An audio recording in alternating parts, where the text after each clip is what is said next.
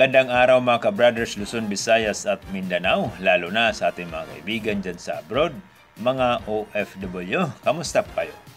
Sa araw na ito mga ka-brothers, pag-usapan lang po natin ang magandang balita tungkol po sa gaganapin na debate nila ni Atty. Libayan versus Fiscal AG. So ang topic naman ng kanilang pag-usapan ay napakaganda po. Ito po ay tungkol sa age of sexual consent na 18 years old. So ang affirmative nito mga ka-brothers ay si Atty. Libayan. So para naman kay Fiscal AG, ang age of sexual consent ay 16 years old. Okay? So bago po ang lahat mga ka-brothers, kung bago pa nanood at nakabisita sa ating channel, huwag kalimutan i-subscribe JVTV's podcast at i-click na rin ang notification bell upang manatili tayong updated sa ating mga bagong video na i-upload. Mga ka-brothers, magandang balita ito, no? So, marami na naman tayong matutunan dito. Sana, suportahan natin itong napakagandang activity sa pagdidebate tungkol po sa usapin ng age of sexual consent, mga brothers. Okay, so nagpayag si Atty. Libayan dito, no, na set na lang ang kulang kasi meron pong binyo. Actually, mga ka-brothers, no, matagal na po itong plano ni Atty. Libayan na magkaroon po ng debate on air o sa social media, abogado to abogado. So ito na yun mga ka-brothers, mga kabatas, pagkakataon na po. So suportahan po natin yan. Ngayon, mga ka-brothers, meron nang nag-offer kaagad mga ka-brothers, mga kabatas, na tumutulong para lang maging successful itong event. Okay? Unang-una na dito mga ka-brothers, nung nalaman ang plano ni Atty. Libayan, nag-offer ng venue si Atty. Claire Castro, mga ka-brothers. So maganda. Suportado po si Atty. Libayan. Okay? So panoorin po natin ang isang video ni Atty. Libayan, mga ka-brothers, at sinishare niya dito ang comment mismo ni Atty. Claire Castro.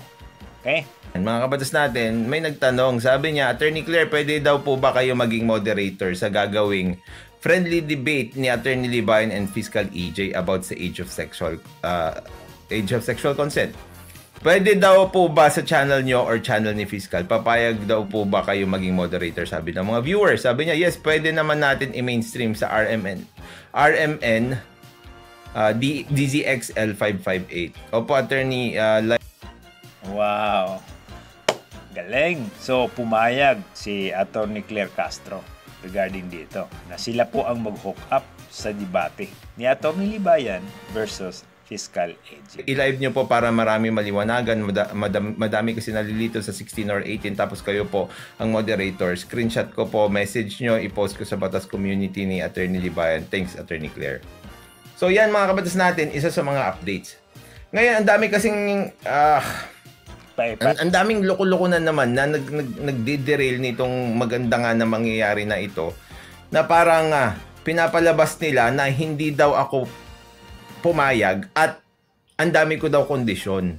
Yung mga sinungaling ho, nakaset na po yan. Kulang na lang po oras at saka yung mga terms. Okay, narinig natin mga ka-brothers, mga kabatas, mga tolfonatics, sino man po mga vloggers ng against dito, no, kay Atty. Libayan. Maliwanag po, no, oras na lang ang hinihintay. Okay? Ito lang po mga nagpapakupal na mga tolfonatics, no, inunahan. Kasi daw, Atty. Libayan at maraming ganito para hindi matuloy, maraming ganyan, mga haka-haka na naman, na wala naman sa hulog mga ka-brothers. No? Para lang sabihin, talo na si Atty. Libayan na hindi pa nga nag-start ang debate, may talo na. Okay? Tuloy. Okay. Nakaset na po yan. Okay na po. Ang aming pag-uusapan ni Fiscal EJ, whether or not the age of sexual consent is 18 years old. Okay. Ako, yung affirmative. So ako ang magsasabi na 18 years old ang age of sexual consent. Ito naman si Fiscal EJ, sasabihin niya na hindi 18 ang age of sexual consent. Kasi, Okay? Ngayon, ito pong si Kayo, ito, tsaka si Recul, mga kabatas natin, volunteer na sila yung maghahanap ng technical side, at saka Kayo, kung pwede kong ipakuusap na rin ulit na kayo na rin gumawa ng rules. Ako kasi gusto ko talaga doon kay Fiscal EJ. Pero kung mas maganda doon sa RMNN, DZXL, ako, pabor ako doon sa RMN dahil magandang pakinggan at panoorin dahil andon si Attorney Claire Castro. Kahit naman sabihin natin hindi siya maging moderator, pero parang participant lang or audience lang na nandoon, nakikinig. Ito mga ka-brothers, mga kabatas, sabihin ko sa inyo, hindi po ito debate na merong nanalo at merong natalo. Wala naman pong debate na merong nanalo at merong natalo. Prinsipyo po kasi yan, paano mo i-deliver at i-depensa ang iyong side dun sa topic. Yun lang naman eh. Alam ko naman, against kayo kay Attorney Libayan, so ibig sabihin, dun kayo kay Fiscal AG sumuporta. Okay lang yan. Wala namang problema. Ang sa atin lang is mapag-usapan tungkol po dito at manood tayo na libre. Oo, diba? Ano pang hahanapin natin dyan? Eto mga ka-brothers, mga kabatas, free. Walang bayad. Manood lang tayo, makikinig lang tayo. Tapos. Okay? Tuloy. whether you like it or not, itong magiging debate na ito, maraming taong manunood dito.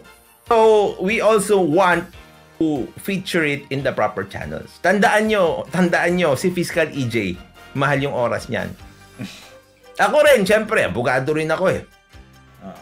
Hindi lang tinatapon basta-basta yan na katulad ng ginagawa ng iba na bukas, alas 9, pag tinanggap mo ang hamon. Hello, ako yung naghahamon mula noon pa. Ay, mga kabatas natin, no? Pati yung mga vloggers na kabatas natin at yung mga vloggers na na pare-pareho tayo ng pinaglalaban, kabatas natin man o hindi, mga kabatas natin, your time. Ho namin nung bara-bara. Hindi yung sino mananalo, sino matatalo. It's not this is not about strategizing. Ang ginawa kasi nung isang vlogger na yun, mga kabatas natin, ini-strategize niya in a sense para palabasin na ako ay umaatras. So, aatras yung naghamon. I know this will be very educational. Sabi ko nga sa inyo. So, it does not matter actually if I will win or lose.